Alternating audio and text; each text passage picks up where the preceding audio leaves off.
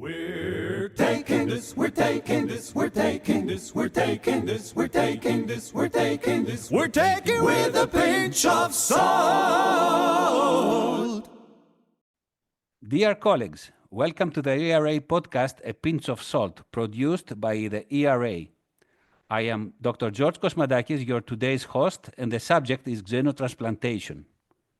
Were you excited, as I was, to follow the events of the three first renal pig-to-human xenotransplantations in history?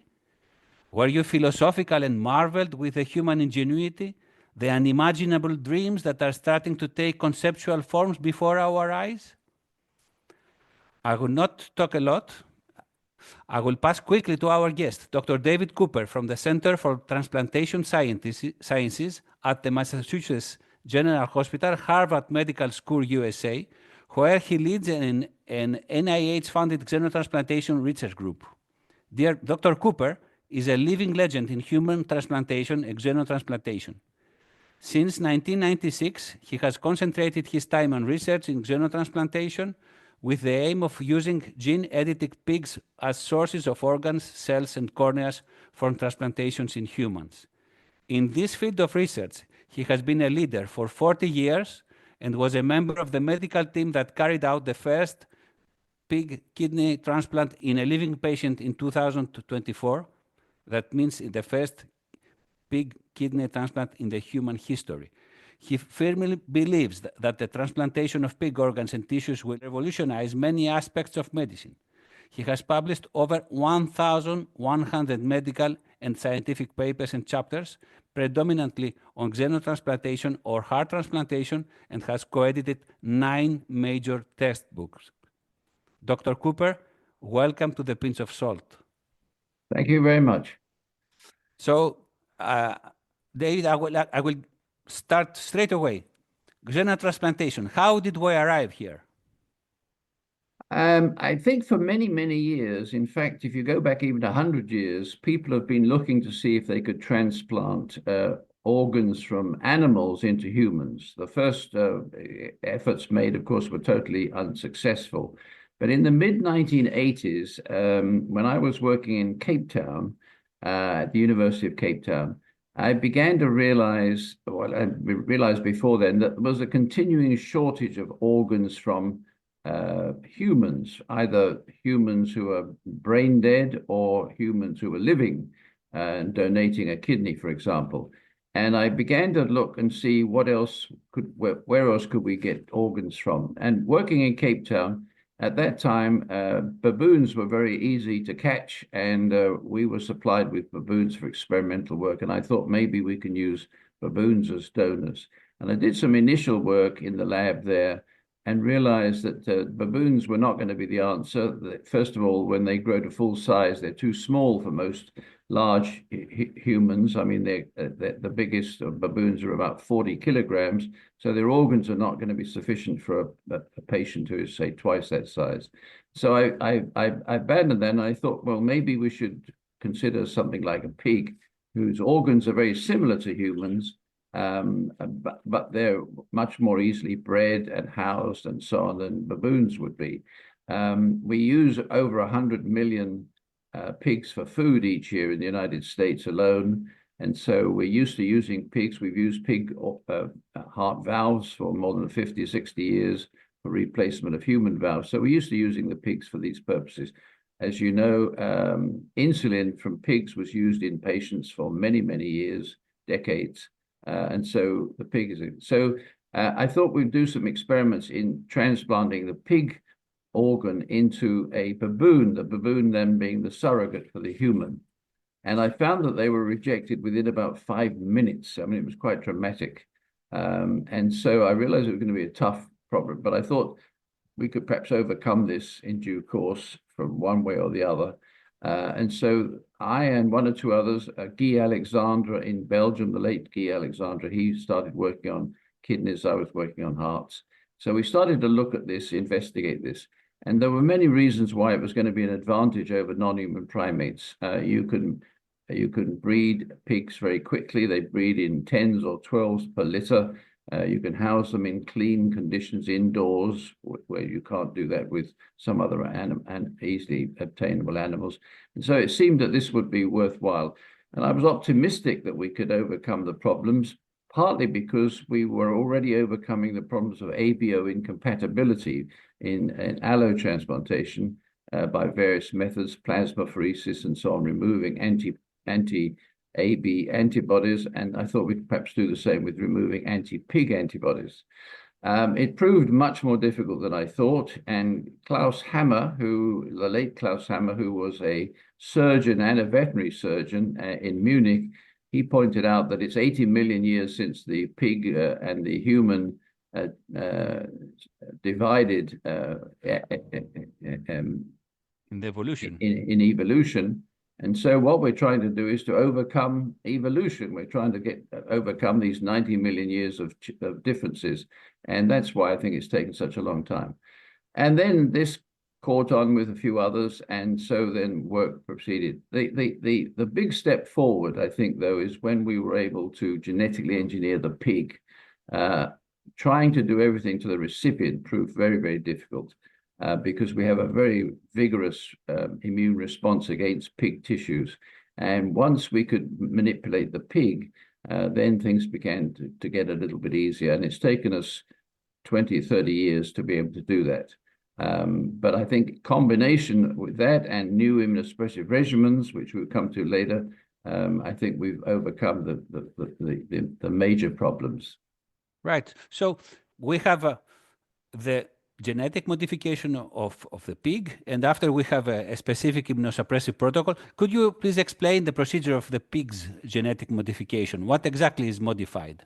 Yes, well, I'm not an expert on the actual manipulations that are done. I work with a couple of companies that specialize in that. But what we'd aim to do is the pig expresses on its vascular endothelium and other tissues certain sugars, glycans, against which we have what we call natural antibodies. And now, what are natural antibodies? We develop these antibodies during infancy when our gut is colonized by various bacteria and viruses, some of which express the same sugars as are on the pig vascular endothelium. And so we develop a defense mechanism against these bacteria and viruses by developing antibodies against these specific sugars. And so when we're then exposed to a pig tissue with the transplant, we've already got antibodies directed against them, which bind immediately to the graft, activate the complement system, and cause immediate destruction. It's a similar process to the anti-ABO blood group antibodies and I thought that based on the fact that we could overcome ABO incompatibility, we would be able to overcome anti-pig incompatibility, but that proved to be more difficult than we thought. So we have these sugars on the surface. So from the genetic engineering point of view, what we've done is twofold. One is we've deleted expression of those sugars. So we now have pigs. We only know 3 sugars on the surface, but they're obviously the 3 most important ones. So we now have pigs that do not express those sugars. And so there's very little opportunity for antibody to bind to the sugars because the antibodies are directed specifically to those sugars. So that's been perhaps the most important step. And the first sugar we eradicated was a galactose sugar, but there are 2 others that we've identified since then. So that was very important. But the second step actually took place before this step. Was introduced by David White, the late David White in Cambridge in Great Britain, and with others having the same idea at the same time. And that is that when we activate our own complement system to destroy, say, bacteria in the blood, if we have a sepsis or something, when we kill off the bacteria with our complement system, we do not injure our own tissues, usually. Now, why don't we? The reason is that we have on our own tissues complement regulatory proteins that protect us against our own complement. Pigs have pig complement regulatory proteins that protect them against their own complement, but they're not very efficient at protecting them against human complement. And so David White and his colleagues introduced into the pig a human complement regulatory protein. And there are more than one complement regulator, so you can put in more than one if you want to, or you can have a very high level of one complement regulatory protein. And that extended survival of ordinary pig grafts, kidneys and hearts, from minutes or hours to weeks or even up to 3 months. So it made a big difference. It wasn't perfect. You had to give quite a lot of immunosuppressive therapy and so on. But when we combined that with knocking out these sugars, we found we could do very much better because the immune response was now much less destructive to the pig tissue than it was previously.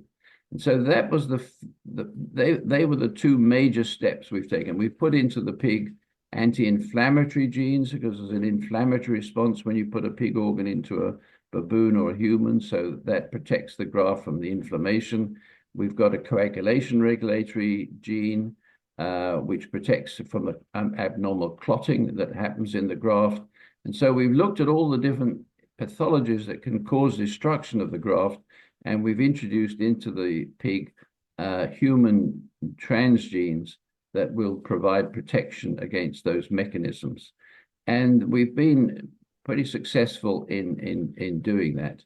Now, that doesn't mean to say that you're going to get survival of a year or longer, because once you put that pig into the patient will develop new antibodies against new structures that it hasn't seen before in the pig, swine leukocyte antigens, and so on and so on. And so you have to combine that with some good immunosuppressive therapy to prevent you developing new antibodies, just as you do with a human allograft. You have to prevent the production of T cells against the graft or antibodies against the graft and so on. And so it's a combination of genetic engineering and improved or effective immunosuppressive therapy. And combining those, we've now got to the state we're at now.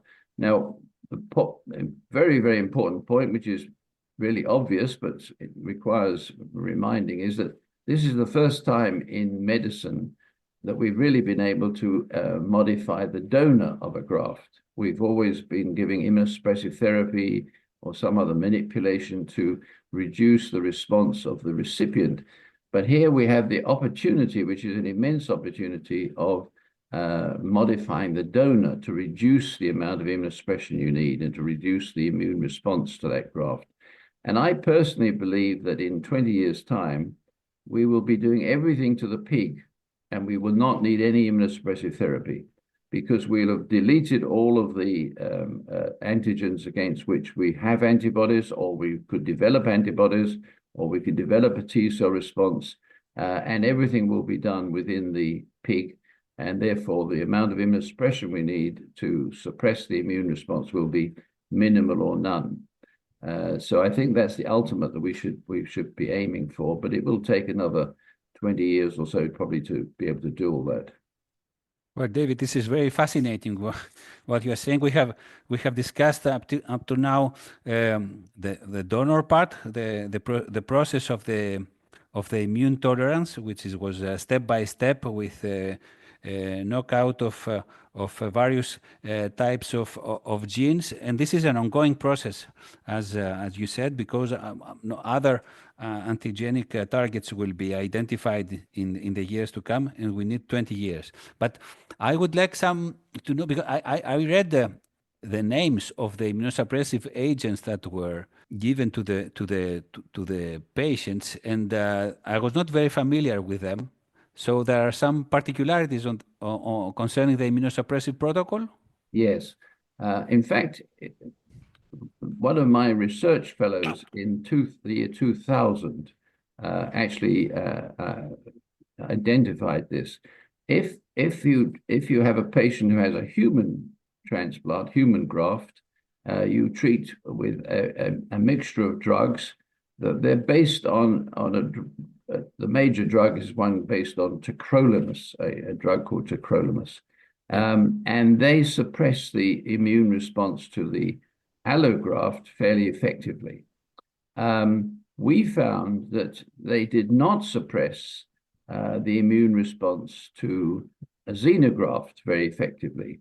At that time, we were putting hematopoietic stem cells from the pig into baboons in an effort to try to develop tolerance induction. And we found that when you use a cyclosporin-based therapy, as it was then, which is similar to tacrolimus, you did not prevent new antibodies being formed. When we switched to a new agent that was just becoming available at the time, called an a co-stimulation blockade agent, and that is when the T cells see a new antigen target, they need some what they call co-stimulation in order to be effective, to have their response to this graft. If you block co-stimulation, the T cells become very inactive. And so this is a new approach. Rather than suppressing the T cells themselves or poisoning them with some drug, you actually just prevent them being activated by this co-stimulation mechanism. And there were several co-stimulation mechanisms, but the one we identified at the time, or we were interested in, was an anti-CD40, anti-CD154 mechanism on each side of the equation. And when we used one of these drugs that blocked anti-CD154, we found you did not make new antibodies. So it very, very successful. And so since then, 25 years ago, nearly all of the effective immunosuppressive regimens in xenotransplantation have been based on an anti-CD154 or sometimes an anti-CD40 immunosuppressive regimen. Anti-CD154 is more effective than anti-CD40. Unfortunately, after a short time, it was found that these anti-CD154 monoclonal antibodies that we were using were thrombogenic. They caused clotting. And a few patients received this drug for allo transplants and developed cerebral emboli and cerebral thrombosis. So they were withdrawn. And it's taken nearly 20 years for companies to develop new anti-CD154s that are effective, but at the same time are not thrombogenic. They no longer have an effect on the platelets. And now we have some very effective drugs. They're in clinical trials for allo transplantation at the minute for renal. They're being used for they're being tested for other conditions such as rheumatoid arthritis, autoimmune diseases, and so on. And we are using them in xenotransplantation. And the patient who was the first to undergo a pig kidney transplant at MGH last year received an anti-CD154 monoclonal antibody. Now, in allo transplantation, my colleagues here have been using these drugs in allo transplantation. It seems that that drug alone is sufficient. And if you give it once a week by intravenous injection, you do not see rejection. And this is in a monkey allo transplant model. In xenotransplantation, you do need more than that. So we add to it, in my regimen, we add rapamycin and steroids and a IL-6 receptor blocker, tocilizumab, because to block the inflammatory response. In the patient, we used a slightly different regimen. There was some low dose tacrolimus was added to the anti-CD154 and so on. But it's not an excessive regimen. It's actually relatively modest, and so you don't have to over-immunosuppress the patient. And these co-stimulation blockades, in my experience of using them now on and off for 25 years, they've really got virtually no side effects. Obviously, if you're immunosuppressed, you're at more of a risk for infection and so on, but they don't seem to have any other side effects. So I think they're remarkable drugs. Now, they do have to be given intravenously at the moment. That in xenotransplantation, I think to some extent that's an advantage because you're quite sure then that the patient has received the drug. You're not relying on the patient to remember to take the drug twice a day or something like But in due course, I suspect we'll be able to modify them so they can be given either subcutaneously or even orally. But they're very effective and very impressive. I think they're going to revolutionize management of patients with allotransplants as well as enable xenotransplants to do well. And so that regimen has to be given to the recipient at the present time in order to prevent new antibodies being formed and T-cell responses and so on. But as I say, I think in due course, we'll be able to do everything to the pig and we won't need any immunosuppressive therapy. Well, it's really fascinating, really fascinating. You were part of the team that performed the first transplantation last year. And I think the third one was as well I was my colleagues at MGH. I used to be a cardiac surgeon, but I haven't practiced cardiac surgery for many years. So I was just an onlooker, but they very kindly allowed me to participate in it. But yeah. I wasn't part of this surgical team or so on. Yes. So what is going on actually? Well, we have heard mostly from non-medical sources that we had a third transplantation a few weeks ago, from pig to human xenotransplantation. What is coming the next months and years? Right. Is it for real? What will happen? Let me just remind you that the patient that we did at MGH did very well from the point of view of the kidney. The kidney was doing very well. But at 52 days, he had some underlying cardiac disease. He'd had underlying ischemic cardiac disease. And unfortunately, after 52 days, he had a cardiac dysrhythmia, which I think he had in his sleep, and he was taken and he couldn't be resuscitated. We knew he had some cardiac disease, but this was, very sad that he had a cardiac dysrhythmia at the time. He didn't appear to have a heart attack, but he did have a dysrhythmia. Unfortunately, this is because at this stage, the FDA will only allow transplants to be carried out in patients who are really desperate and have no other alternative. And so the patients that are being referred at the moment have comorbidities, have problems that we would prefer not to see there, but I don't think we're going to be able to get around that until the FDA accepts that this treatment is going to be, moderately successwith, and then allows us to take patients on the waiting list, say, who are much more ideal candidates with fewer comorbidities and so on. The second patient that was done at New York University was very complex. She had heart failure as well as kidney failure. So they put an assist device into the heart and then did the pig kidney transplant. And unfortunately, whenever the assist device dropped the blood pressure, the perfusion of the kidney fell and the kidney became dysfunctional. And I think eventually they withdrew treatment and she died of rejection. And the third one, who's ongoing, I don't know any details, but I did see one of the surgeons last week who said she was doing well. So at the moment, she's doing okay. Certainly, my colleagues at MGH are in discussion with the FDA to carry out more transplants during this year. And I suspect New York University is also there. There may be others. So I think we'll develop more experience in these patients. But I think the breakthrough will come when we are allowed to use patients who do not have this desperate situation where they're being carried out on compassionate grounds because there's really no other treatment to offer them. When we can take patients from the waiting list who are in good shape, then I think we'll see much improvement in the results.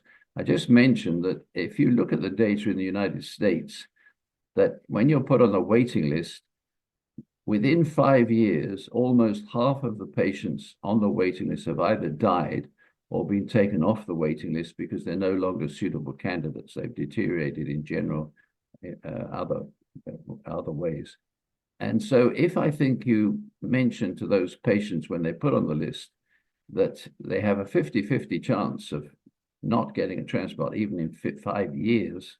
And obviously longer than that, the risk of death goes up. I believe the risk of death on the waiting list is 6 times what it is if you've got a kidney transplant in the United States. I think if you explain to those patients early on that they probably will never get a transplant, many of them would come forward and say, what about a pig organ transplant? At least, even if it functioned for only a couple of years, that's 2 years without dialysis, and you're still on the waiting list for your human graft. And so I think there'll be a lot of advantages in that. In fact, I believe that one day it will be unethical not to offer them a pig kidney transplant. Because if you're waiting for 5 years and you've got a 50-50 chance of being dead by then, I think you need to offer the patients an alternative if it's got a realistic prospect of keeping them alive in good quality of life, at least for a number of years. So I think that's when we'll see the big improvements. If I could just go on to heart transplants for the moment, I think, although 2 heart transplants were carried out, I think with the heart, we haven't got such good results in the laboratory as with the kidney for various reasons. And I think the way to get into the heart transplants is to use the heart as a bridge to allotransplantation. And I'm working with 2 colleagues at the University of Southern California who are pediatric cardiac surgeons, and they firmly believe that there are patients, little babies born with very complex heart disease, congenital heart disease, and that if we could put a pig heart in soon after birth and maintain them, on average, it takes 4 months to get an infant heart for a baby in the United States. So as soon as we get a human heart offered, we take the pig heart out and put the human heart in. And babies with heart transplants do extremely well long term. And I think this is the way to go. It would be very ethical. It would enable the baby to go home on immunosuppression and come back in when the human organ is available. At the moment, the only treatment for those babies is to have them in an ICU 24 hours a day on an assist device, which is an external device, and therefore they can't go home to their family. The family can't hug the baby because it's on this machine and so on. And not many of those survive till they get a human heart. And so I think this would be the wait. And then the first one might have to wait 4 months for a transplant, an allograft. The second one might have to wait 6 months. And the third one might have to wait 8 months. So we will get some experience then to say, well, now maybe we don't need to put an allograft in. Maybe we can maintain these babies on these pig hearts for much longer periods. So we would get a lot of experience that way without committing the baby to a pig heart for the rest of its life, which is probably unlikely to be 100% successful at this stage. Well, it is a fascinating period, really. Thank you very much, David, for your insight on this really fascinating matter. And I will get now to this usual personal get to know you question. The last one is I want to ask you, if you were in a desert island, which book, 2 songs, and luxury item would you take with you?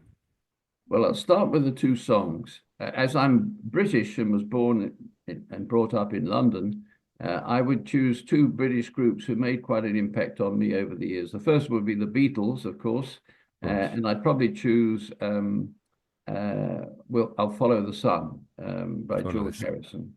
And then I would also choose one from Queen, such as Bohemian Rhapsody, which I think is really remarkably clever music. So that would bring back a lot of my youth to me, which would be nice.